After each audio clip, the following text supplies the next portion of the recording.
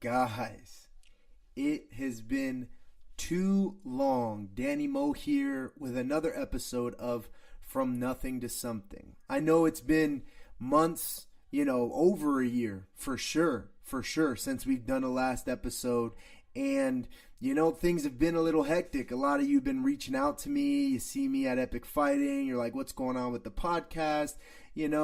How come we haven't heard anything? And to be honest, guys, life just got a little bit crazy for me. I got out of the Marine Corps, started going to school. I'm a civil engineer major.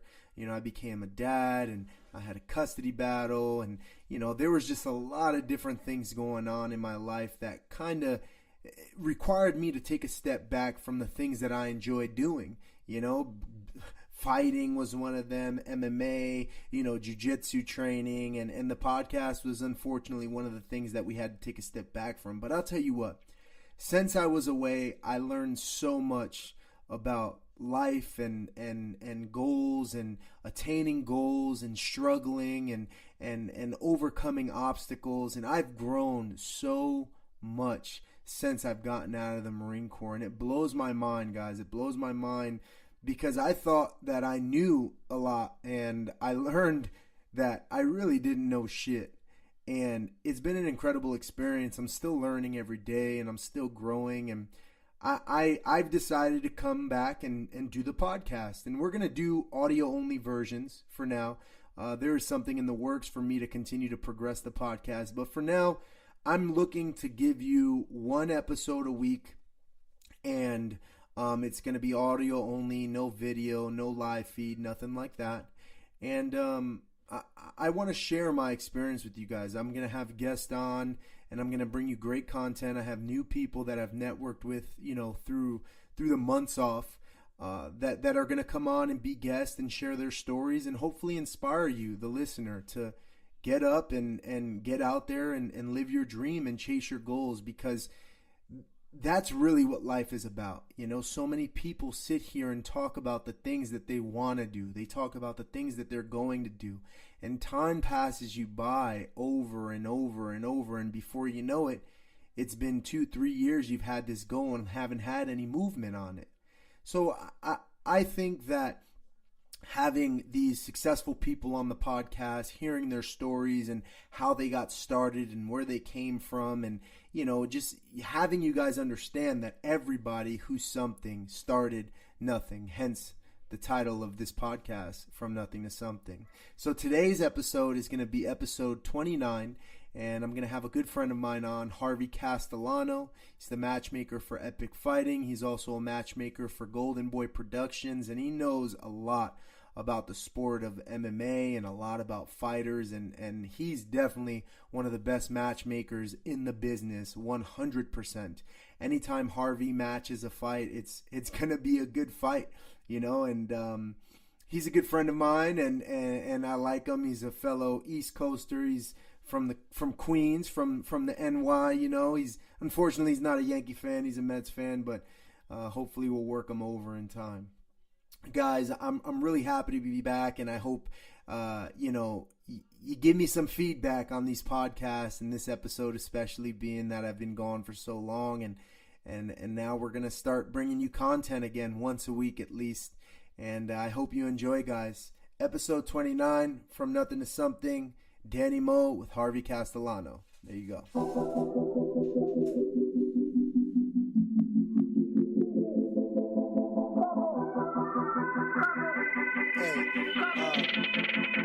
From Nothing to Something, we're here. That's funny as fuck. We're here.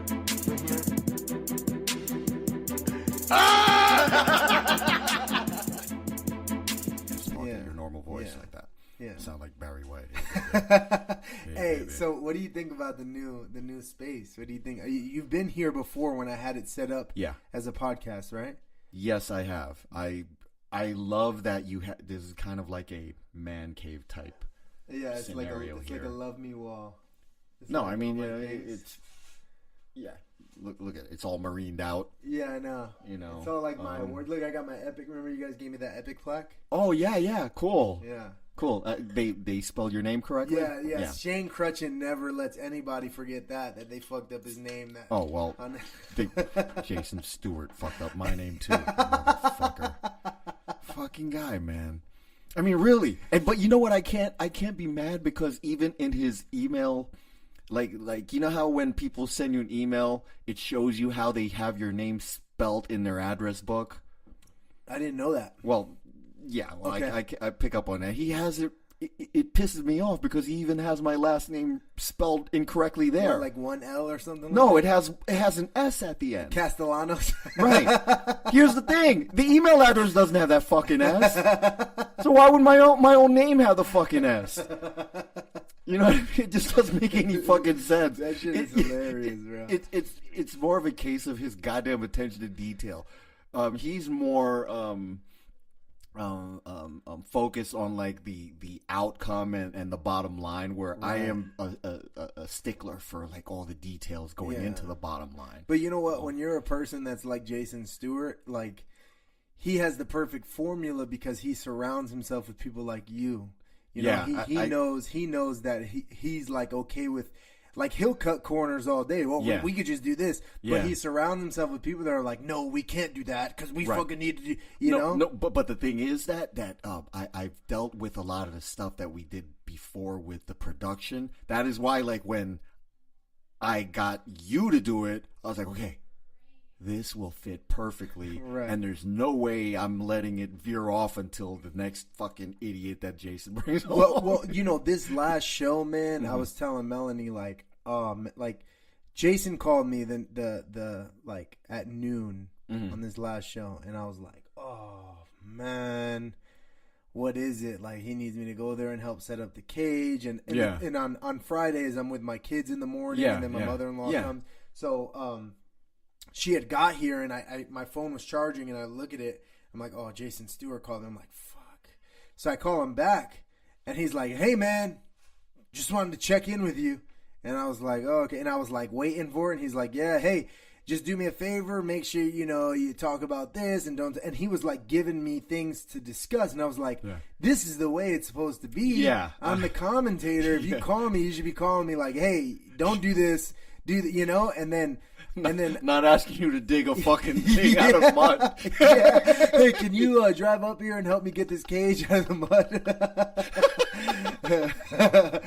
You know. And then when I showed up, I still was kind of like, you know, because every time, you know, it's a production, you know, and I know, and you know the work that goes into it is a lot. Yeah, and you know exactly what I'm talking about. So I wasn't sure. You know what I was going to walk into because last time, believe me, I know. Why do you think I go to Vegas? So you can't reach me. Oh, I'm in Vegas, dude. Sorry, I can't. But when I showed up, it was just everything was set up. They didn't even need my gear. Yeah, they had like everything. I was like, damn, this is. And I think part of that is the reason why it went so smoothly. Like I felt much more relaxed. Well, you know, that broadcast crew. Mm-hmm. We cannot let them go because they do such an amazing job, and what we do for them is we provide them a platform to make themselves look a hell of a lot more legitimate. Right. You know what we need to work on is and I've kind of talked to them about it already. Is it's hard for me to communicate with Carlos Kramer in the cage. So, like, we're constantly stepping on each other. I completely understand that, and it's stuff that I've already thought about. But the way I look at it is work in progress. We're everyone we've stepped it up a little bit, and that it's gonna come. Yeah, it's gonna come. Yeah. I really like it. From. Yeah, no, I liked it, man. This event, it was really everything went really smooth. Yeah, you know, they even came over to me. They're like, hey, can you look in the camera more and stop looking at the TV? No, and I understand that because when you're watching the video, all you're seeing is you and Shane, especially Shane. He loves looking at himself. Fucking guy. He's constantly going like that. You can't have that, especially if they're looking at you. Yeah, right. I was thinking my solution to that is, okay, you know how the camera's right here? Yep. maybe put the monitor right behind that, Right so behind that it. you are, and it doesn't have to be so big. It could be a small, like, computer monitor. Yeah. But that way, when you are looking at things, you're looking in the direction of the camera. Right. And the other thing was that I was struggling with was they told me, like, there's going to be challenges that pop up on the monitor, and we just need you to read those challenges when they pop up. So I was constantly looking for it. You know what I'm saying? Oh, so I know what you're talking about. You're talking about the contest. right, the Yes. contest. Yes, yeah. yes, So yes. I was. And you know what I thought? I thought that you did a great job of being the guy, like, and we have another one for you, and blah, blah, blah, blah, blah. And I was like, oh, I wasn't there when they talked about that, but good job. Man. Yeah, they just came up to me. They're Right. like, "Oh, one more thing. We're Yeah. gonna have contests pop on the screen. Just read it." And Yeah. I'm like, "Okay." Yeah, so yeah. I was just always looking for, I don't know. I know. It's something I definitely need to work Right. on because I'm not used to like looking into the camera and talking into the camera. But the thing that really makes me so happy about this was that I felt that with this show, with our live stream and our production and everything, we are reaching another level, a step up from where we weren't before. Right. Yeah, it wasn't the type of card that we had at Epic, geez, I'm losing track of the numbers. At the one in February, 41. You know what I mean? Right. It wasn't a 22-1 with all these championship fights and all that. But I felt that after it was all said and done, we had great fights, even though it wasn't a big card. But we reached another level with our live stream and our video production. Yeah. And we owe a lot of that to you, the people that commentated with you, and the video crew. Because it just puts up the branding at another level. Right, Just right. keep improving. Yeah. You know? Yeah, no, it was legit. And I mean, Yeah. I wasn't stressed at all with the Right. thing. Normally, like, I'm like nervous. I'm like, oh man. What are you going to do then? And yeah. also, too, I was the same way because I did a lot of things that lacked at the show prior to that, like prepping Carlos for it and having everything ready for Carlos. I made sure that I had everything for it. Right, I right. made sure that I had everything for the fighters correctly. Yeah, yeah. You know, and I stressed that the month before weigh-ins. That way, our night was a lot easier. Yeah, yeah. No, and it showed. I liked it. I liked Yeah. this event, this production crew, for sure. And They're legit. and I did the thing where I made sure that I was there in case that you didn't have that other person right. ready. Yeah. I could just fill in Yeah. immediately. Yeah, You know, that's and you why didn't I even took need that. to. You Right. didn't need, there was Yeah. enough people to just and it, like in a way it seems kind of like unprofessional to do that where like people are coming in and out, but I like it. I like the what's the word I'm looking for? Like the genuineness of like this like did you see where Rich Powers comes over and like starts choking out Russ and Yeah. like I Yeah. like that because it shows that like it really is like a small community and Yes. they all know each Yeah. other and all these people are just Right. we're just talking you know And also too, the way they put that camera there so that they can put that on video, Yeah. where they show that type of stuff. Right, You know, right. where when you're talking, they show you communicating with somebody and looking at them like that, so Yeah. they know that it's a real thing. Right. And then also too, don't you notice that the people that are behind you like they're that they're fucking around and shit. Yeah, no, yeah. they like that they're on that. They Yeah, know that that's they're on true, the feed because they can see it. yeah They can see it right next to you. yeah or like people are coming behind dancing and shit Oh like, yeah, like Carlos's son. yeah Yeah, of course. Like things like that add to the MMA experience, you know. And in the end, the business it's a business for money, yeah right? And Right. you want to provide the people, your fans and stuff, that full MMA experience.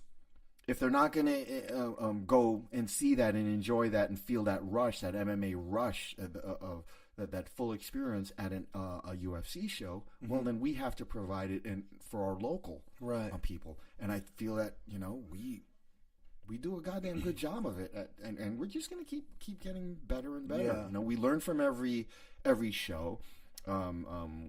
We improve on it at the next one, and that's why I feel extremely confident that we're just going to take it to even more of another level. Right. You know that what is it? The EAFL, the Yeah. Amateur Fight League. Yeah. I realized that when they kind of hosted that event, that Yeah. kind of made you and Jason be like, "Oh, we need to step it up," because they Oh, had yeah. like they had they basically gave us almost like the footprint for what we needed. Like it was like you guys realized like we can do this. Right. It's possible because it's already done. Because those guys that flew in were like the highest level of amateur fighters in our cage. Right. So yeah.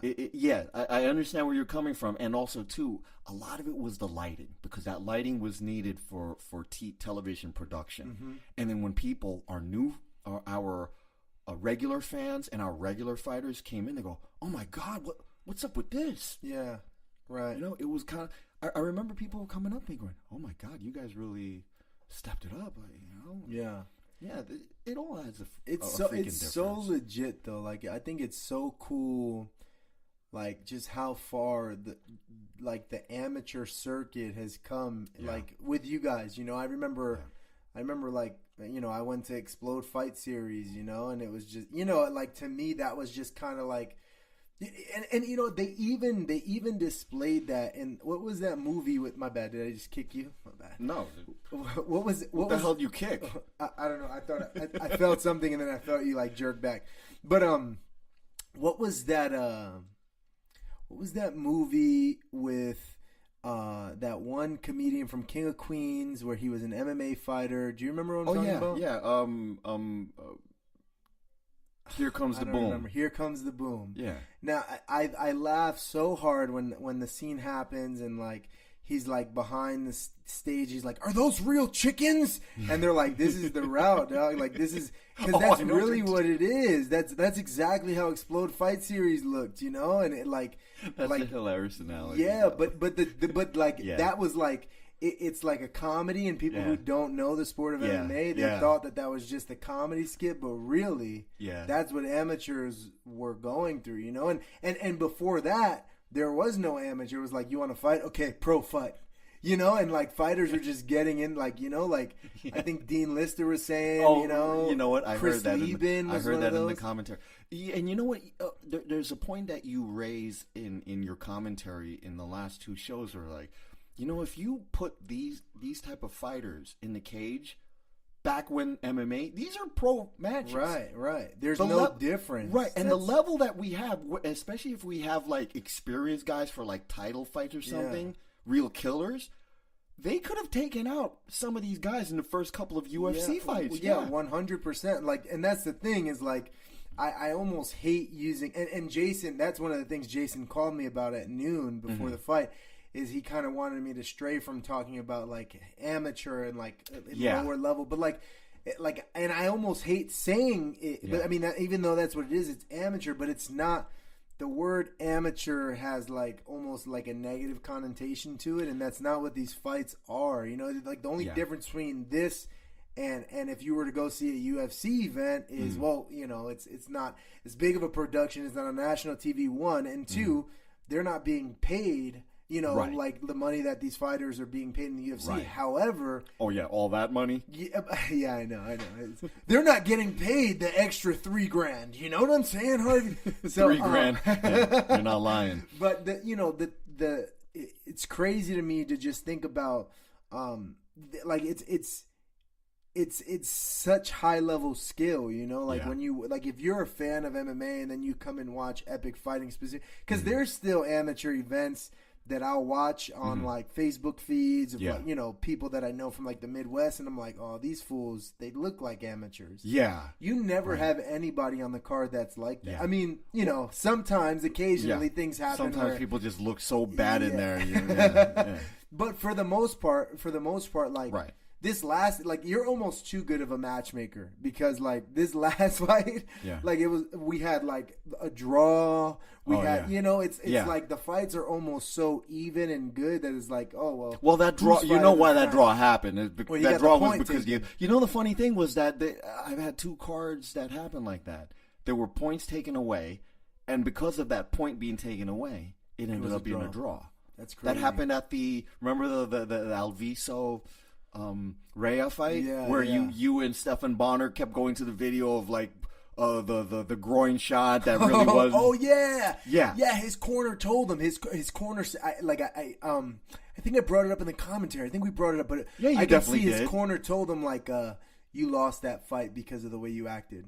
Yeah. Because of that groin shot lost you that fight. Like, he said something to him. Yeah. And I heard it from where I was. It was like, man, and he's, you know, he was right. He was right. Yeah. That cost him acting. Yeah, he was like overplaying the groin shot. Right. Well, yeah.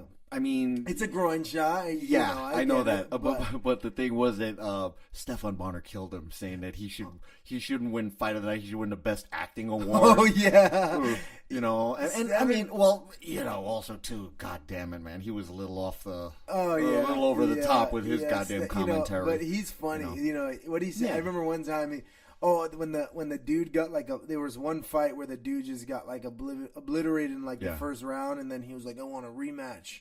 And Stephen Bonner was like, why do you feel like normally when fighters get massacred the way you were destroyed just now, they normally don't get a rematch? Why do you feel like, you know? And like, yeah.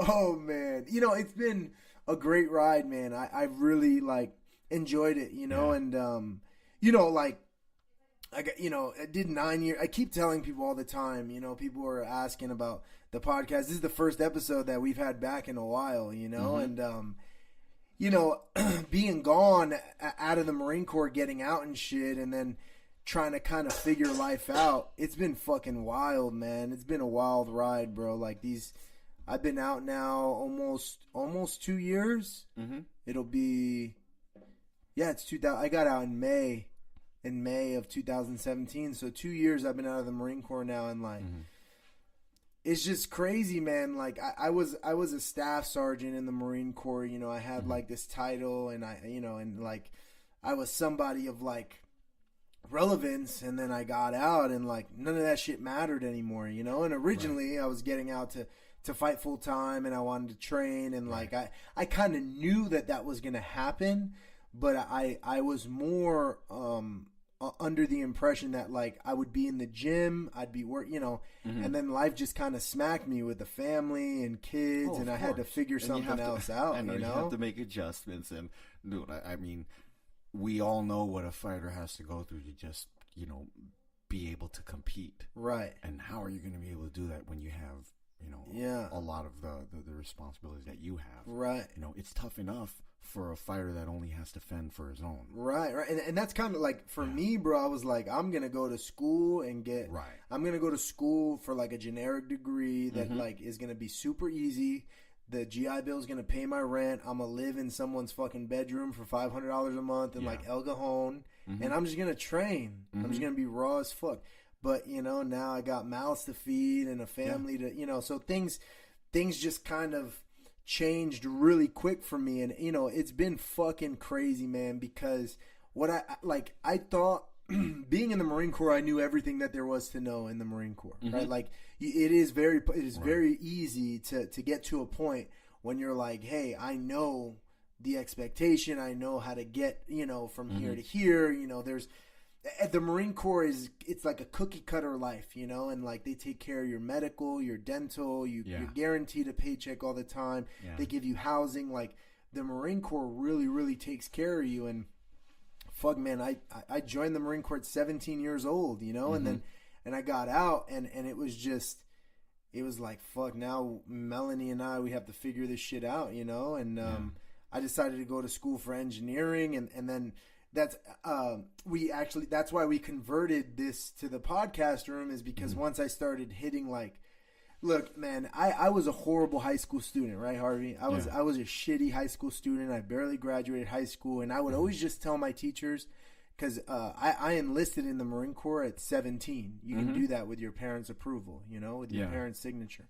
And I would always just tell my teachers, like, look, miss, I just need to pass. And then I go to the Marine Corps. That's it. Yeah. You know, like, I'm not going to college. I'm not wasting your time. Like, and it was almost like a lot of my teachers, not like they gave it to me, but they would like all of a sudden like, here, do this extra credit work. If you get me all the homework you haven't turned in by the end of the semester, I'll give you a C. You know, it was almost like that. Like I used it as a crutch to graduate. And then I did 9 years in the Marine Corps, and then I get out, and bro, like, they took all of my credentials from the Marine Corps, and all of my electives were basically done. You know, they're like, oh, you have all this stuff done. that'll cover down on here. I had some college that I did while I was in the Marine Corps, and they're like, oh, that's great. Yeah, it worked out. It worked out well. And then they're like, hey, so if you want to be an engineer, this is going to be your academic plan. And they give me my academic plan. I'm like, okay. So trigonometry was the first math I went to, dude. And like, fuck, bro. That's when it really hit me. That's when life hit me. I was like in chemistry, trigonometry, and that's not even the hard classes, you know? But I was like, fuck, I need to figure this out. And, you know, Melanie ended up I was gone. I was away in Illinois. And then I came back, and this was like an office, you know? And like, that's exactly what I needed. And I lock myself in here for hours, bro, like teaching myself calculus, teaching myself trigonometry. Yeah. I got a laptop, and I have the HP computer behind you. And I just, like, it's been such a crazy experience for me because, it was fucking one of the hardest things I ever had to do. Like, believe it or not, I was in Marine Corps, I was a fighter, but the hardest thing I ever had to do was like face the reality of my situation and say, like, if I chose this degree because I want to provide my family with a good life, right? I mean, engineering, when you're an engineer, you make good money, right? Yeah. And in order for me to pay rent while I'm doing this, I need to maintain a specific GPA. So I don't have a fucking choice. Because if you fail, you know, then you lose that time, you know, like, and you only get paid while you're in school. So this has been constant, Harvey. I've been in school literally, like, from the time I got out to right now. It's been a constant thing because if I take a summer off, that's 3 months where they're not paying me rent anymore. Of course. And I have to go get a job and figure out how to, compensate that. Yeah, I do too, of course. Yeah. No brainer. Dude, but, I don't know. It's been fucking crazy, man, because everything kind of like worked on itself. You know, it's like I got into the Marine Corps, and I started liking MMA, and I got into MMA, and then, people, this one guy kind of inspired me to start the podcast, and I started the podcast, and then I met you, and I had you on the podcast, and because of that, you invited me out to Epic, and I got out of the Marine Corps, and everything has just been kind of connecting, and what I've realized is, like, I was so used to this, like, cookie cutter life in the Marine Corps that, like, in the real world, it's not fucking like that, man. It's not like that. If you want to do something, you just have to fucking go and do it. There's no route. There's no specific route to take. You just figure it out and you fucking do it. And it's almost like you just got to ride the wave. You just got to trust the process, be positive, say yes to everything that you fucking can, and just, like, I've really been enjoying the experience. The best decision I made was getting out of the Marine Corps for me in my life, 100%, like being a dad, and like, just, I was, they pulled when I got out of the Marine Corps, it's like they pulled the curtain back, and I was like, oh shit, I'm like, dude, I'm like a high school kid all over again, basically, like just my understanding of like life and my level of experience that the real world looks at and accepts. I mean, that's what it is, So, it's been a fucking crazy experience, man. And like, I never told you, but you were a huge influence on me and an impact on, cause you're the one that kind of set it all up for me to be with Epic. And like, it's been fun, man.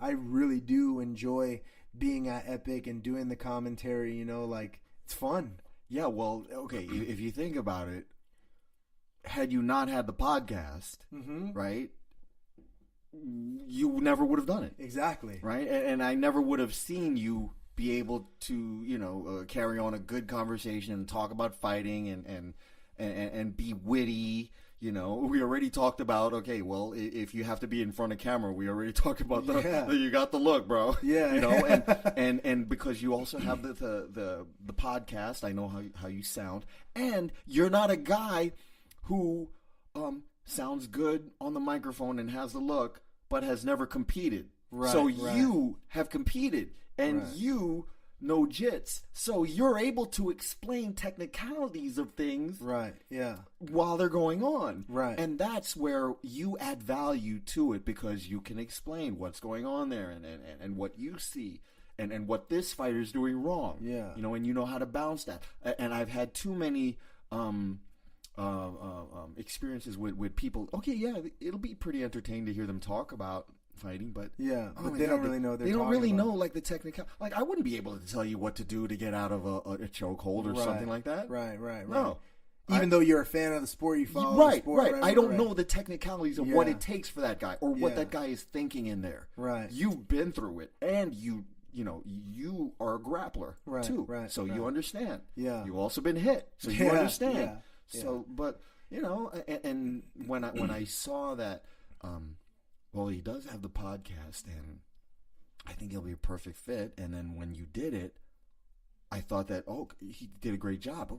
Yeah, this is the perfect person to kind of like when a coach is looking for a fighter, and they say, hey, you know what, I have something to work with here. That's what I saw you at. I really have something to work with here, as opposed to some guy that Jason texted me like the day before weigh-ins. You know what I mean? So hey, this guy will do it. Oh God, really? Well, but all of that like connects, and that's exactly what it is. Like it doesn't matter that I had the podcast by itself, and it didn't matter that I did MMA, and I know the sport, but it was everything combined. And I think that that's one of the biggest takeaways for me in life that I definitely want to push through the podcast and to my kids and to people who ask me questions. And like, for me, the other thing that I realized about this podcast is it's a lot more also about just understanding success, right? Understanding what it takes to be successful. And it doesn't take much, you just have to fucking do it. So many people sit here and they talk about, I want to do this, and they never do it. Yeah, any type of action. Yeah, and like everybody starts from fucking nothing, and like I started from nothing with in the Marine Corps. I started from nothing in martial arts. I started from nothing with a podcast, and even now, like the podcast to me, like still has a long way to go, but like all of those, it was just me doing shit that I liked and I enjoyed, that's kind of put me in the position that I am now. It's a passion for it. That's a sincere passion. Yeah. And like, and like, I mean, that's not even like, for instance, I'm an engineer major, right? Mm-hmm. So, I'm a huge believer in like doing everything that you can to like promote yourself. And like I met this guy one time. I went to a seminar. His name's Simon Sinek. Do you know who Simon Sinek is? No. So Simon Sinek is this guy who basically created the theory of like finding your why, finding like your purpose, and like finding your why. That's what he calls it, finding your why. And he has like this whole theory, and like he came up with this theory. And he's got no college education, nothing. He just came up with this theory, and during his seminar, he explains that every time he meets with people, every time he sits with people, he would tell them his theory. And like eventually people would be like, introduce him to new people and be like, dude, tell him your theory, tell him what you think. And like he basically just believes in like you have to explain people their purpose and their why. And he basically now gets paid thousands, millions of dollars, I don't know how much, to work for these major Fortune 500 companies, and they hire him to just help him. They'll do like a seminar, and he basically helps the employees in the company find their purpose in their company, their why. Why are you here? He found a niche as a motivational speaker, and he's capitalizing on it. Right. Good for him. Right. Yeah. But he talks about specifically how he kept talking about it. He became obsessed with it. Anybody who would hear him out, he would tell them his theory. And that shit sounds crazy, right? Like how many people have you met that like just starts talking to you, you're like, what the fuck, get away from me? How many people did he meet that looked at him like that, and like it basically got him to where he was. So what I took from that in my life was just like, fucking, if it can benefit me in any way, I'm gonna do it. I don't care how much work it takes. I don't care, whatever it is, I'm gonna do it. So there was a class that came up, and it was a class that was a Saturday class. It could fit my schedule, right? And it had nothing to do with civil engineering, but what it was HAZWOP. It was like hazardous waste, hazardous waste operations and like wearing the hazmat suit and like that actually sounds interesting. Yeah, it sounded interesting to me, and it was something that it's like more of like an environmental health type of thing, but when in the type of civil engineering that I want to get into, you know, like you work regularly with these environmental health people. Right. So when the opportunity came up where I can put this in my schedule, it was more work, more homework, more class time, but it's a certification that I'm going to get that's going to benefit me. And I was like, okay, I'm going to do it. And I went and I did the class, right? So I'm doing this class. And at the time, I was working as a bartender, you know, to help make ends meet. So now I'm because the class is on Saturdays, I'm not working Friday evening anymore, right? So once the class was over, I come back Friday evenings, and I worked at Tony's Sports Bar in Oceanside in the harbor, and we have a band every Friday and Saturday, and the band's like setting up, and normally they'll set up, they'll order a beer and eat dinner before they start playing. So the guitarist of the band that's setting up is just sitting at the bar eating a sandwich, right? And this guy asked me, dude, I haven't seen you Fridays. Where have you been? And I told him, I was doing this HAZWOPER course, and you know, and he was like, what's that? And I was explaining to him, like hazardous waste, and you wear the hazmat suit and you understand everything, and you know, it's just a good certificate to have. You know, and then the guitarist calls me over and he asked me, "Oh, you did HAZWOPER? That's pretty cool." And I said, "Yeah." He said, "Dude, I just retired. He's in environmental health and safety." Oh, okay. Right? Yeah. And I'm like, "Oh, cool." He's like, "So are you trying to be like an environmental health and safety guy?" And I was like, "No, actually, I'm a civil engineer major, but it was a cool course that came up, and you know, I don't have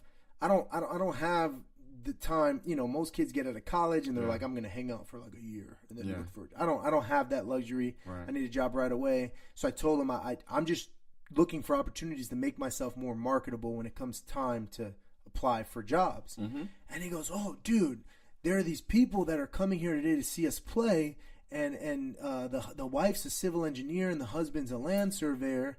And they want me to work with them. I retired, but you know, I'm still licensed. Yeah. They're asking me to work with them. You should talk to them. I'll link you up when they get here." Yeah. And I was like, cool. And I'm going through my day, and sure enough, you know, they stop one of their sets. He introduces me to, you know, this guy and this girl, Kristen and Dale. That's the way it works. That's the way shit happens, man. Dude, and check this shit out, Harvey. They own an engineering company in Bonzel, right here. Yeah. I'm like, I live in Fallbrook. Yeah. And bro, they brought me on as an intern. So I'm a civil engineer major. I'm not even at SDSU yet. I transfer to state next semester, right? But I already have an internship, and I'm actively working as a land surveyor, and I'm constantly in the field.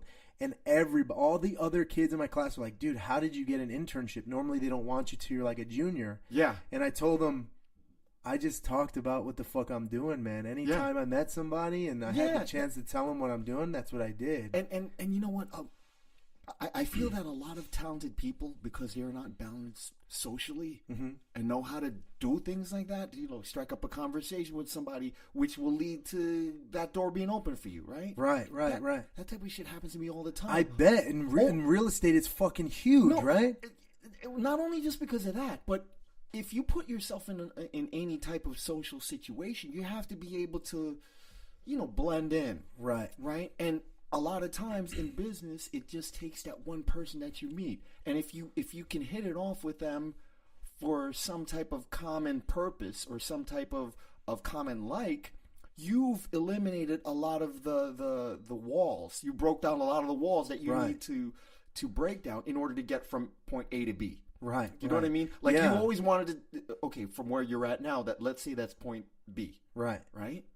Well, you broke down all that just by being there and talking to that guy. Exactly. And you know what? If I didn't say, I'll do this HAZWOPER course, that's cool. Most people would be like, fuck that. It's not in my major. I don't give a fuck. Or how much I get paid. Yeah. Fuck that. Yeah. What, I don't get paid? Fuck that shit. It would have never happened, bro. I wouldn't be where I am right now. And it's just, bro, I have grown so fucking much, man. Like, just as a person, and like, you know, also being a dad, you know, helps you grow, because I'm always analyzing like, oh fuck, my kids are watching, you know, and like one kid gets in trouble, I got to make sure that I'm fair. The other kid gets in trouble if they do that shit too, you know, like there's so much growth that has happened since I got out of the Marine Corps, and I think that if I would have chose to stay in, I wouldn't have experienced this. I wouldn't be where I am, like mentally and emotionally, and you know, I don't know, man. I'm in good spirits and everything's going well, you know, and I'm still learning every day. I'm still moving forward. But I'm sure that you think about, oh my God, well, maybe a couple of years ago, what if I would have done this instead of that? You know what I mean? Like you saying that, what if you would have stayed? Right. You definitely wouldn't be the person you are now. No, 100%. You would be doing something differently, but the other thing about regret, right, that I've noticed is people normally only regret the shit that they didn't do. Right. You know what I'm saying? Like I rarely, almost never regret things that I did, right? There are things that I've done that are stupid. Yeah, but you learn from it. Right. And it makes you a better person in the end. Yeah, exactly. I know exactly what you're talking about. So it's, I don't know. I fucking, you know, I'm like being in school, right? I meet these, most of the time I'm with 19, 20-year-old kids. And some of them don't know what they want to do or where they want to go. Or some of them are fucking idiots. Yeah, I hear them talking. Yeah, you're like, what the fuck? You just want to choke them out. Yeah, I'm like, dude, you are a fucking kid, bro. You know, you're so fucking stupid. Yeah, and you don't even know it. You don't even, you know, like when you're when you're dumb. Think about it. Imagine if you could have seen yourself when you were 18. I think about that all the time. Yeah, me too. I would have smacked the shit out of myself. It's annoying. I think about it. I'm like, fuck, bro. Like it's hindsight really is 2020. I think I would have smacked myself at every year of every age I would have, you know, achieved as I went along. Right. From 18 to, you know, to 25, I would have beat the shit out of myself. What I want to know is there a point? Do you think you reach a point where you're like, okay, I am like as mature as I'm gonna be, or do you think that's something that you constantly can evolve and grow? You can evolve, but I think the level of evolving, you know, after you know you reach your when you turn 40, I think that you kind of have a confidence of, oh, okay, now I think I get it. I see. So you're saying like when you reach 40, that's like your black belt in life. But now you can you can become a better black belt. You're still a black belt, right? You've reached the peak, right? Because you can improve, right? Because at 40, you could look at every age and go, Jesus Christ, when I was 25, shit, I thought I was the man because I'm 25. Yeah. Shit, I was stupid at 18, but now you're 40 and you're like, fuck, I was stupid at 25. Yeah. But it just happens to be the wisdom and the trial and error and the experiences that you have, which teach you, and then like. At 40, you wouldn't have made the same stupid mistake that you made at 25. Yeah. You know, like I'm sure that you look at yourself and go, Jesus Christ, you know, how the hell did I do that at 18? Right. Every day. And if you would rewind it, you'd be like, what the fuck was I thinking? Yeah. You know, but yeah. But because of those mistakes and the experience that you have about it, you're more well-rounded as a person. Yeah. You know? Then again, some people just make fucking mistakes their whole goddamn life and just fucking fall back asswards into money or luck. You know, I almost feel like all of this kind of ties into each other, right? Like not, I don't want to call it failure, right? Because there really is no such thing as, I think that the only time you fail is when you just don't try. You know, you're just not trying. Like all these people that are talking about, bro, they're just fucking. There's so many. Most people have a goal and a dream, and they never take the step forward. And I think that when you do that, you find yourself stuck in a pattern of like shittiness, of like tunnel vision on this fucking fake goal that's never gonna happen, and you never even realize it. Or people that are like completely disillusioned. Yeah. Yeah, I don't know. It just like a guy like me going, "Oh yeah, I really want to be a center in the NBA." Yeah, but you know, like, get the fuck out of here. But you know what? The thing is though, is that if you fucking started like working and drilling, and I'm a firm believer that you wouldn't obviously probably would most likely wouldn't become a center in the NBA, but because you developed No, it would yourself, never happen. right? But because you started putting work in to develop yourself and improve, that's where you start riding the wave, right? And it's just gonna take you to where you're supposed to go. Does that make sense? Like, it might open up a different door and a different door and a different door, and you're like, dude, if I didn't start chasing that stupid dream, I wouldn't be here right now. You know, but it took me to do that dumb shit and put work into it to get here, you know? And that's my biggest pet peeve. That's what I think about with the kids all the time. You know, I think about like raising them, right? And being a dad. I for me, it's important for me to help my kids find their passion and what they're driven about and what it is that they want to do. Because eventually they're going to get there. Eventually they're going to find it, right? But I think that as their dad, if I help them find it sooner than later, you know, I think that's how those support it. Yeah, and support it regardless of what it is.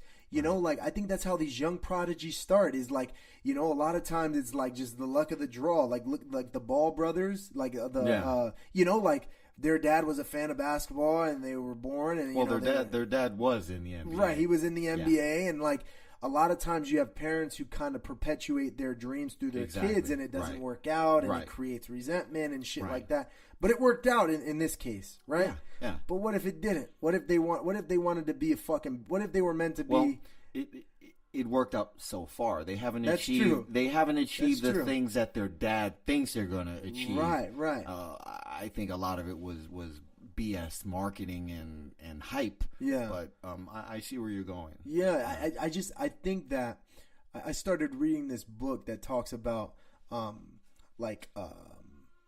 instinct. That's what the book's called. It's called Instinct, right? And it talks about like how medically this is actually proven, right? That when you start being developed in the womb, the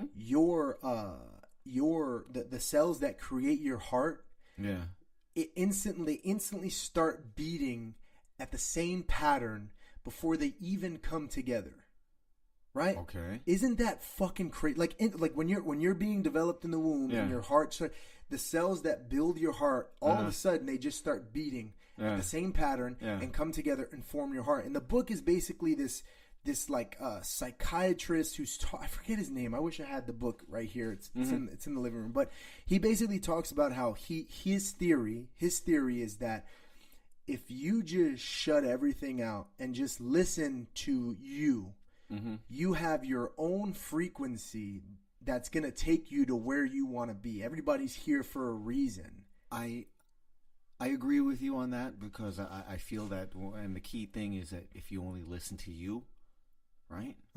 Well, I find that when I'm focused and I'm only going by my gut instinct and like I tune out everybody else's opinion, that I am a better person.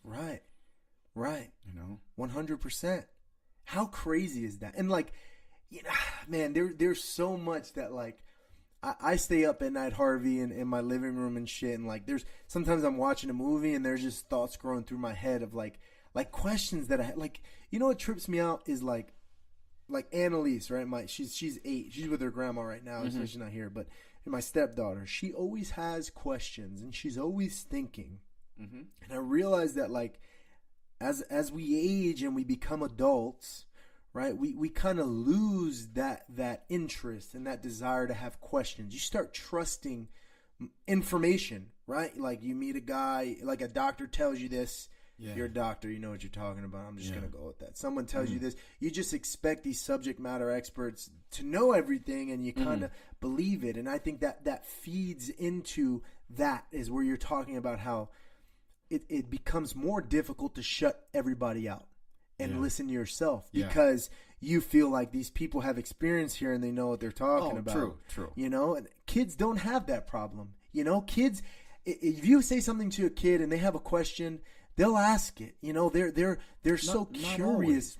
Yeah, I guess you're right. They might not ask it, but in their mind they're wondering. You know, you know, they're so like inquisitive. Yeah. They want to know. Oh, of course, about how things work and why things work like that. And like, the problem is that if kids aren't inquisitive, you ever see like a kid who just goes along with everything. You're like, oh, geez.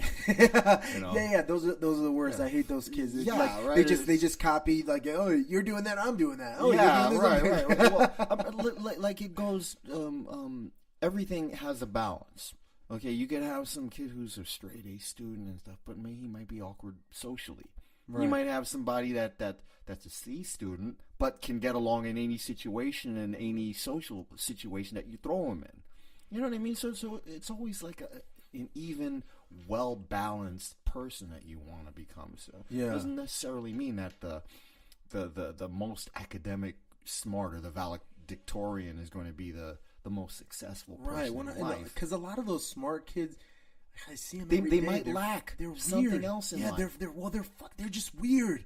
You know, there's kids in my classes, dude, who like get straight A's. Yeah, I'm like, dude, you don't even know how to maintain eye contact during a conversation. Right, exactly. You know? And then you might have some person who's the life of a party, but can't fucking add 2 + 2. You know what I mean? Everybody loves them. Yeah. But they're freaking retarded. You know, they couldn't hold a job at McDonald's. Right. You know, but they're great. They're great personality. You look for somebody who is as much balanced in every aspect of life as possible. So, yeah. You know.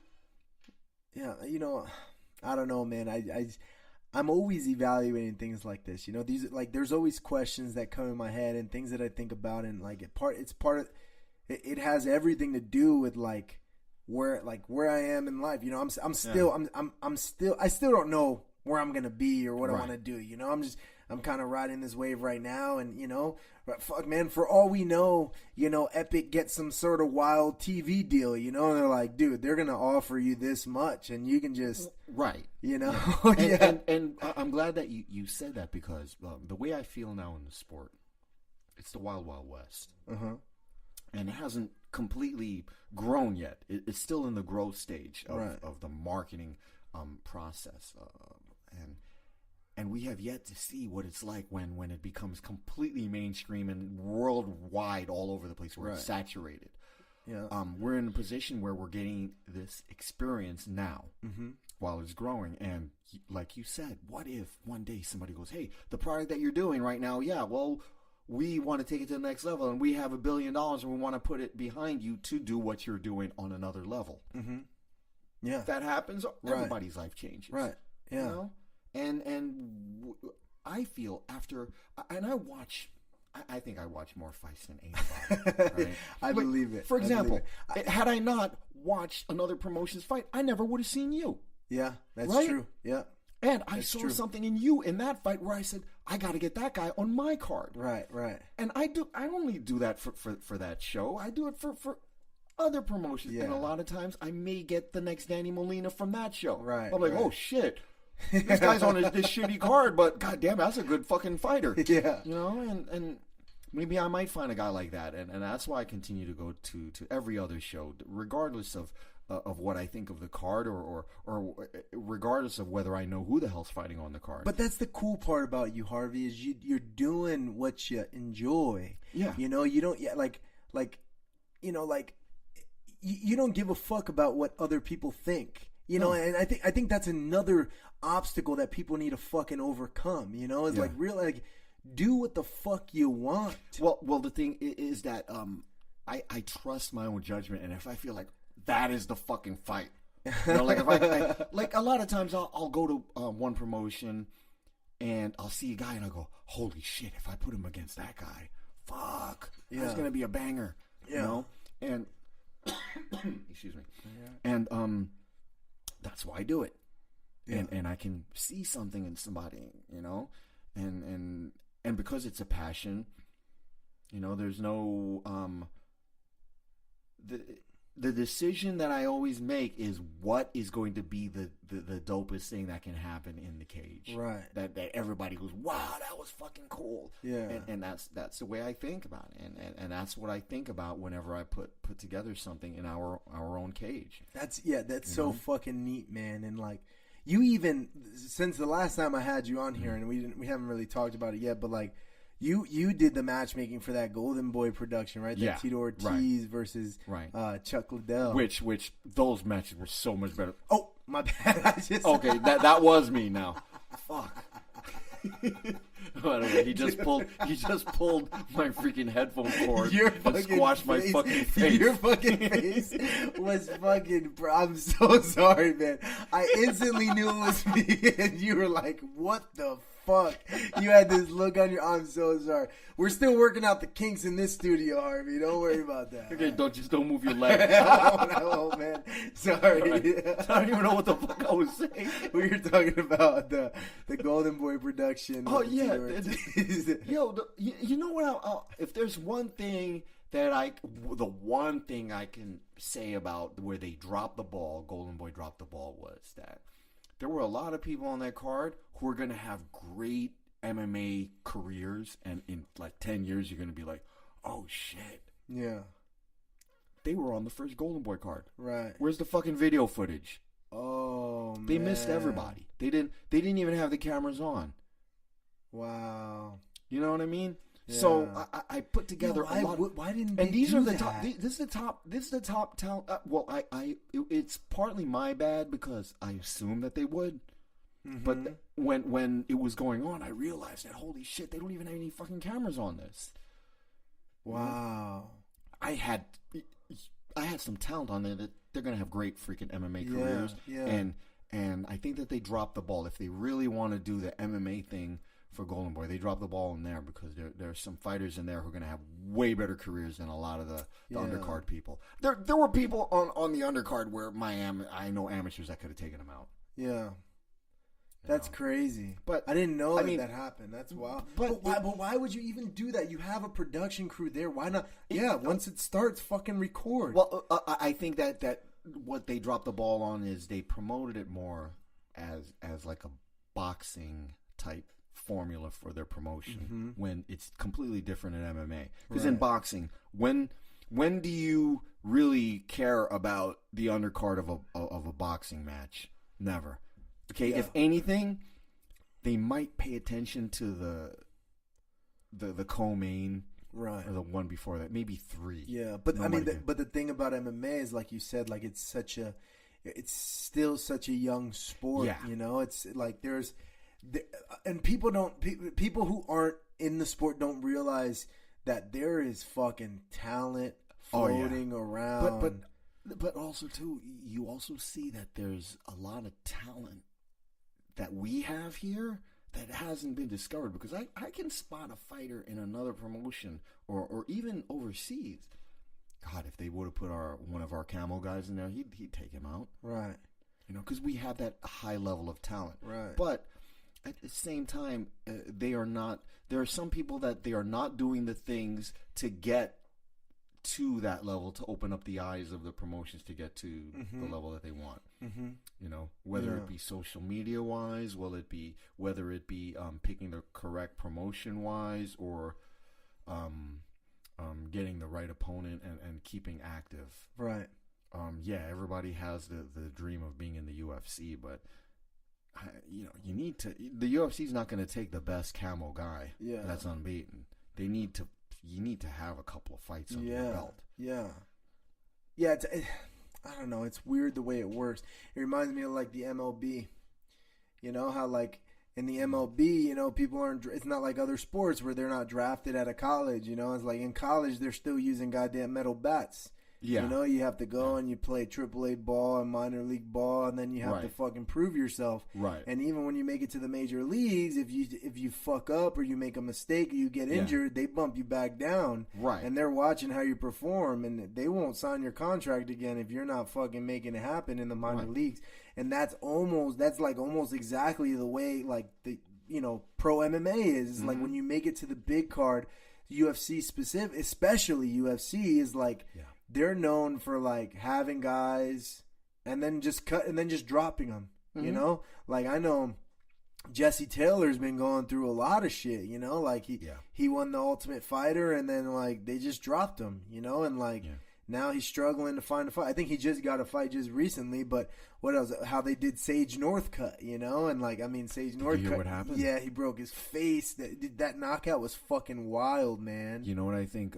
One is doing is they're putting the UFC guys for their first fight against really tough guys to make a statement. Yeah, and they also don't have USADA. Right. One has these dudes that are. That is true. That is true. But I think that you have to be wary of that because who was the one that? Yeah, who did they have before that? Another UFC vet, and his name is escaping me right now, but. When you can say that their promotion took out a former UFC fighter, that raises your stock value. Yeah.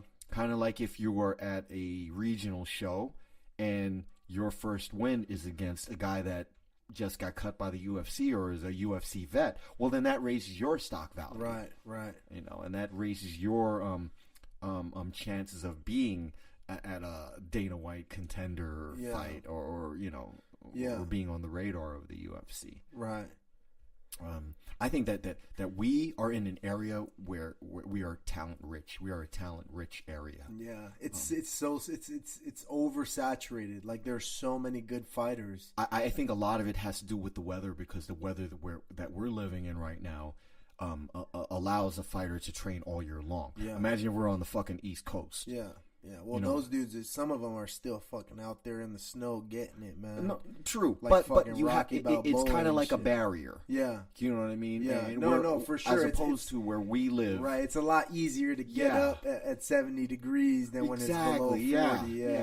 How are you gonna hit the road when you gotta fucking shovel your shit in front of your fucking house? Yeah, but there's some of those motherfuckers, dude. Like they get out and they're like, I just warmed up with the shovel and this shit. True, but those are 6 hours that you could have been working on technique as opposed to fucking shoveling your goddamn. You know what I mean? Yeah. Oh, it's little things like that, and also too. I mean, there's a plethora of fucking jujitsu schools open up here. You can't. You know what? I think there's more jujitsu schools here than Starbucks sometimes. You know what I mean? Sounds about right. Because it's a great place to goddamn train. And I tell people all the time, when people spark conversations with me and shit, about jiu-jitsu or whatever, I'll be at the airport, they'll be like, oh, my friend trains jiu-jitsu and blah, blah. And I'm an advocate of jiu-jitsu just because I really do feel like it makes you have to face, you have to face the humility, you have to, it just humbles you, you're getting fucking choked the fuck out always. And the better you are, the more humble you have to be, because think about it, when you're the black belt at a gym, everybody on those fucking mats are trying to choke you out. Like regardless, like everybody wants to go home that night and say like, oh, I fucking choked out our black belt today. Everybody, they won't make it a big thing, but internally they go home, they'll whisper to their wife like, shit, man, I'm getting good. I choked out the black belt. Yeah, that's right. And like these, so, and that's why I tell people, like, I started training again, and I'm back in the gym, and everybody, Kyle Chambers and shit like that, he's like, dude, so you're going to compete again or what? And I'm like, man, maybe in like a year.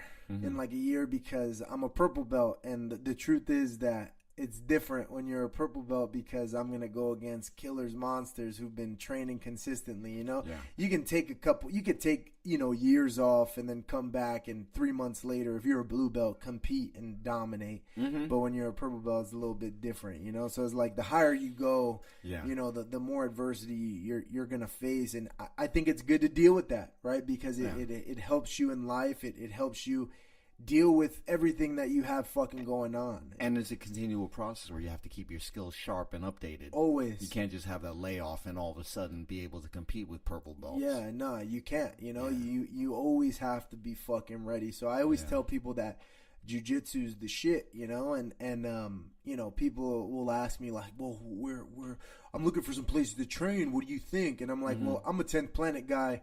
I always say 10th Planet, but what I will say is jiu-jitsu is so big that if you go to any jiu-jitsu school, for the most part, you're going to get quality training. It doesn't matter. You have to find the gym that's right for you. I'm a big advocate of that. There are people who just, the 10 planet scene isn't for everybody, Right. And just like the Gracie scene isn't for everybody. You got to kind of find the gym that fits you, that you feel comfortable, you feel welcomed, and yeah, the jiu-jitsu schools out here are fucking crazy. No matter where you go, if it says BJJ on the roof, you're gonna walk in there and you're gonna either, especially in San Diego, you're on the mats. You're gonna have UFC veterans or a legendary black belt jiu-jitsu artist. Any gym here in San Diego. The first time I walked into Team Quest, there was this dude named Sam Morgan who I watched growing up as a fighter. Yeah. And Jesse Taylor on the mat. Oh, wow. Yeah, and I was like, oh fuck, that's the dude from the Ultimate Fight. Like I had just right before I joined the Marine Corps, I watched that, from Connecticut in my home, and now I'm trying to join a gym, and it was the Team Quest. I don't know if you remember when they were in Oceanside. Yeah. It was cool to see, So I definitely am a huge jiu-jitsu advocate just because of that. Like, no matter where you go in San Diego, there's gonna be some raw motherfuckers on. Oh no, no doubt. We're a we have talent-rich pool over here to pick from. The thing that disappoints me about that is when I know that somebody doesn't have like a home. I'm a big fan of that. If you're a fighter, that everybody needs their proverbial Freddie Roach.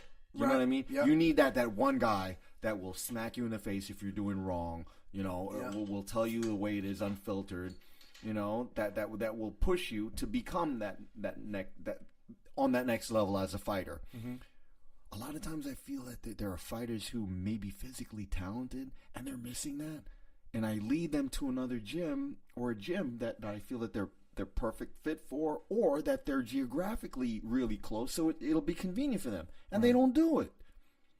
And I think that, Jesus Christ, man, shit, that would have been a great marriage, but hey, yeah, if you could lead a horse to water, but you can't make him drink. Yeah, that's another thing that I think a lot of fighters need to like be wary of and things like that. Like I have a lot of friends that have like left the area to go to like big gyms. Oh no, that happens all the time. Now, also too, there are some gyms that, in my opinion, they fucking suck, right? Or they just don't cooperate with the process, right? And I'm being politically correct over here. You know what I mean? Right. Yeah. When I hear a guy that trains out of there and considering that place, you don't think I fucking shut him down?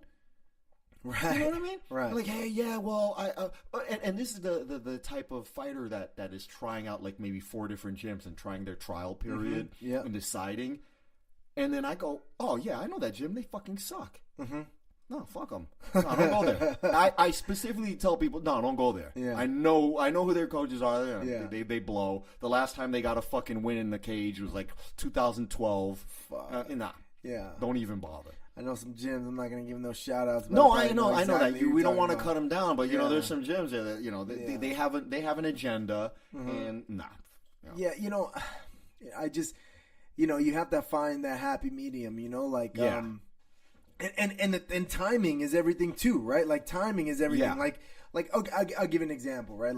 Like there are big gyms that a lot of fighters want to go to, right? Like let's say because Coconut, of names, because of let's say American Top Team, Coconut Creek. Mm-hmm. Now, if you really understand what's going on there, like you will go there and see that like they are saturated with fighters, right? And when you're an up and coming fighter, when you want to learn how to fight, when you want to get in the cage, you might not get the attention that you need in order to be successful because they're so focused on everything else. Everybody has to start from somewhere. Right. And if you get your foot in the door of a team like that, well, now you have to work your way up that ladder in order to achieve the next level. Yeah. But I know, but some people don't even think that, well, I'm at this gym, I need to be treated like that guy when they're holding the fucking when they're defending their strap like the third time. It doesn't work like that. No, it doesn't. It doesn't. A hierarchy, right? And a process you have to go through in that gym, right? Right. But a lot of times timing is everything too, right? Like let's look at like Elima Lay McFarland, right? Like she joined the gym at a right time. You know, it was when San Diego Combat Academy was still young, and Manolo had like people already fighting in the UFC and things like that. And you know, it was just when San Diego Combat Academy and 10th Planet had kind of linked up. I know. And like it just grew, you know, and she's like one of their main superstars. She was at the perfect place, the perfect time, with the perfect team behind 100%. her. And boom. And I mean, and that's not it. Like she's in the gym all the time, you know. She puts in the work, you know. But like, it's just crazy when you talk to her. I've had her on the podcast before, and you talk to her, and she tells you where she started and what her goal was originally was just to lose weight. She had, you know, she was a student at SDSU, and she gained weight, and she just wanted to lose weight, and now she's a fucking Bellator champion. It's so crazy, and you know, like I don't know when or if she's ever gonna be fucking stopped, because she's just dominating everybody that Bellator throws at her. Yeah, you know, that's a good thing. Yeah, no, 100%. You know, so it's just crazy. It's crazy to see, like, you know, for me, my life and this podcast and everything that I'm doing is all about like improving and growing and learning and getting to where I'm supposed to be, right? I don't know where that is, but you know, everybody is chasing it. At least they say they are, right? I think most people are more talk than action, you know, and like when I started this podcast, you know what it was, Harvey? I don't really talk about this much. So it was this girl that I was seeing. It was before Melanie, and her roommate, she had a roommate who was also dating a dude, and we went to go see Joe Rogan, right? Yeah. And the dude was like, he was really cool, you know, and like for whatever reason, man, he would never like drink with us or anything. He always got weird when we would start drinking, right? The roommate met this guy on like Tinder or something like that, right? But he was a cool dude, you know? Yeah. His name was Logan. I don't remember his last name. But you know, he would come and hang out. We went to go see, and like we were talking before Joe Rogan started. He's like, dude, you should start a podcast. I would listen to your podcast. You're smart, you're witty, you're funny. Like you'd have a great podcast. Right. And man, Logan died, bro. He passed away. Yeah, it turned out that when he met this chick, he had just gotten out of rehab, and he was like at a halfway house, and we didn't know, but he didn't want to talk about it. So when he'd come over, like, you know, we'd drink and we'd offer him a beer, and he'd be like, no, and he'd always get weird, you know, and like, yeah, it was really sad, you know. You know, he passed away, and for me, I always remembered that conversation, you know, and I met Melanie. I told Melanie about it, and I said, you know, I want to do this podcast, you know, like this dude kind of saw my ability to do something like that, and now he's not even here. He doesn't have the chance to do anything or any of his goals, you know. You know, and Melanie, like during that conversation, I shit you not, Harvey, Melanie was like, well, what would it be? She was asking me questions about what would it be about, and I already had the whole concept thought up, and I told her, and she's like, well, what are you waiting for? And I was like, well, I just got to wait till my money's right. It probably cost me around $1,000 to get everything I need. And she literally pulled into Guitar Center and got me everything that I needed right then and there to get the podcast going, you know? And for me, that, like I said, everything kind of happens for a reason, and you just kind of have to trust the process, bro. Whatever it is that you're doing in your life, like you have to be willing to go after it. And just do it. Or just to adapt. Yes. Yeah, adapt to the situation. Adapt at whatever the fuck is thrown in your way. Because the thing is it's thrown there for a reason. And I believe that now more than ever because of my experience that's led me to here since I've been out. There's been so much that's been thrown at me, and I've taken and like, dude, I've ran with it. You know, like I'm almost done. Bro, I'm getting into San Diego State. No matter my GPA, I got like a 3.5 GPA right now. And like it's just... It's crazy, man. All I've done is I've put in the work, and I've put in the time, and I've put in the effort, and I've taken the leap. I took the step forward, and it's all worked out. And I that's why I like having you on the podcast, because I know you're one of those people, bro. You're a hustler. You're from Queens. You know, you go get it, bro. You go after it. You really don't give a fuck. You don't care what people think. And I see you in your element. When I see you as your matchmaker, I see you'll get fucking frustrated when things, you know, and like you love what you're doing, and to me, there's nothing better than that. When somebody finds that frequency and what they're meant to do, and they're enjoying their shit, man. So many people just sit in the cubicle all day and hate their life. You know, they never face physical adversity. They never face any type of adversity. They fucking hate what they're doing. They're miserable. Or how about those that don't even make an attempt to try to do something that they would love to do? Right. Right. You know, because they're afraid to break out of their comfort zone. Yeah, because it's hard. Well, I'm not used to that. Who gives a fuck? Right. Who gives a fuck? And, you know... Or also, too, a lot of people think that, okay, I want to be at that level in this type of field, but, well, what am I going to pay if I try to do that?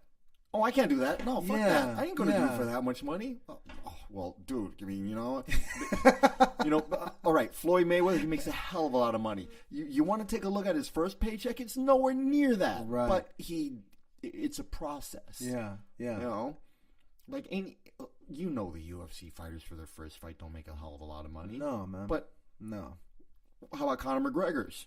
Yeah, millions. Conor McGregor's check. Yeah, well, it was a process. Even Conor McGregor makes more money than has made more money than some of the UFC headlines that were there before. But also too, he has an it factor, and he spun his success in the UFC into something else. Right. And now he has a freaking Irish whiskey right now that's making him more money than he could ever make in fighting or movies. And that's exactly what I'm saying is like, he rode the wave. Oh, yeah. Everybody's fucking talking about, will he be back in the UFC and blah, blah. Like, whether he comes back or not, I don't think that fucking matters. Yeah. Look at where he is right now and how he got there. He was already able to make a brand. That's what I'm saying. Yeah, but he didn't do it by not taking the step forward. Exactly. Yeah. Now, like, you have a lot of hate, and Ronda always had haters, but you still have Ronda haters now. Right. Who say that, well, you know, usually these are freaking overweight freaking guys that are in their freaking basement, keyboard warrior type guys. Right. But they're saying, oh, Ronda sucks. She never faced anybody that. But you know what? Ronda did what she did, and now she spun it into a movie career and makes a hell of a lot more money as a wrestler in fake fighting. And she probably enjoys what she does. Exactly. Much more. And she's able to make money where she doesn't have to. She can be financially stable for the rest of her life. And now the only reason that we have to hear some jag-off bitch about it is because social media enabled them to have a platform to have an opinion. Right, and a lot of times those people aren't doing shit. Exactly. And they fucking hate the life that they fucking exactly, live.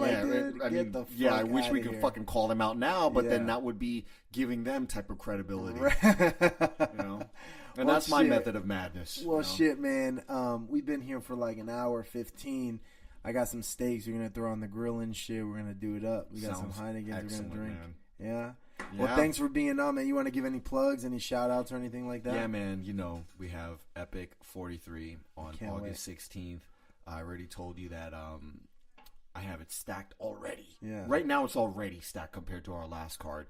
And I just have to hold them together. Can't release any of the matchup information now because they haven't signed yet, but definitely going to be one that you will, when we actually go live, you'll be like, yeah, Harv, you told me about that during the fucking podcast. God damn it. I can't wait. Yeah, and I can't wait because we're even going to be better than our last broadcast. I know. You know? I'm excited. I enjoyed doing this shit so much. Even when I was stressed out, the last couple fights, and I'm like, man, what the fuck? You know? And Melanie would just be like, I don't know why you're complaining. You're going to fucking keep doing this shit. I'm like, yeah, because I like it. Because it's the passion. Because I like it. Yeah. I enjoy this shit. Yeah. If I'm not here, I'm going to be standing back there doing this same fucking thing. You know? But you got... There's the cage right in front of us. There's no better fucking seat than cage side. Yeah, Melanie gets blood splattered on her all the time. She fucking hates it. She wants that. And she wants to sit there. I always look at her and say, you didn't have to come. You didn't have to come. Yeah. You know, hey, maybe next time we'll have Donovan McNabb sit with her in the corner. I know. Fucking Donovan McNabb. Well, we have a connect to make it happen. There we go. We'll do it. Let's do it.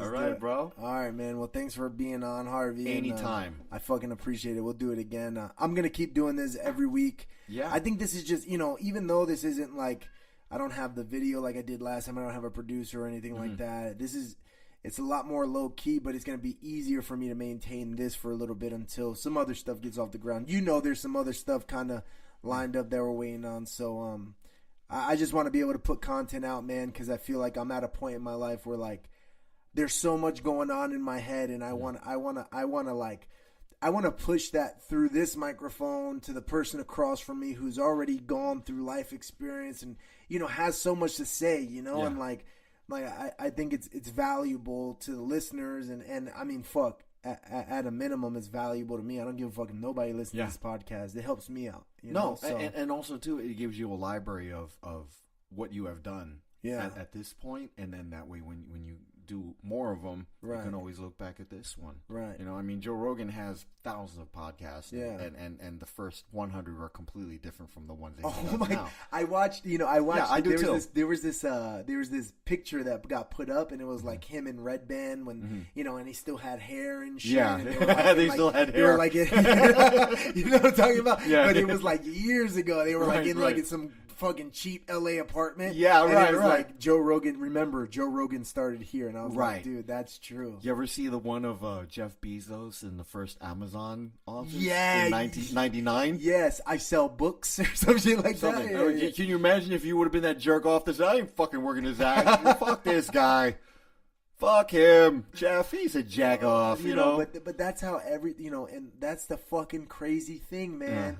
That's the crazy thing to me. That's like why I want to push this content out, because I like people need to realize like that. I don't think people analyze things enough. I don't think they ask questions. I don't think they're you know, I don't think they're like looking at shit. Like the dude who said, hey, instead of riding horses, what if I made a metal device and you just press a pedal and it takes you for miles? You know, everybody was you are fucking dumb, bro. Yeah. Dude, you heard Jim's idea? Tell him your idea, Jim. Yeah. How about the caveman? The caveman, he goes, he brought this round thing, he's rolling it around, saying it's a wheel. Fuck that guy. This dude, he's like, bro, this dude's been fucking rubbing these sticks together for like 10 minutes, fucking idiot. and this fire thing he's talking about. Yeah, what is he fucking talking about? You know, it's like everything that's great seems stupid. It seems at the first like time. Nothing. Yeah, it seemed like nothing. But you just gotta fucking cut everybody else out. Shut the fuck up. Listen to yourself and what you want to do. Do what you love. Chase your passion. And at a worst case scenario, you fucking lived your life and you fucking enjoyed it. Yeah. You didn't get to where you wanted to be, but you fucking went after it. And that's more important than not going after it. Also, too, you learn a lot of shit from trial and error. Yeah. Oh, man. Don't even get me started. And you don't learn shit unless you fucking try. Yeah. God damn it, get out there and fucking do something. Tell him, Harvey. All right, guys. Thanks for tuning in. We'll check you next week. Later.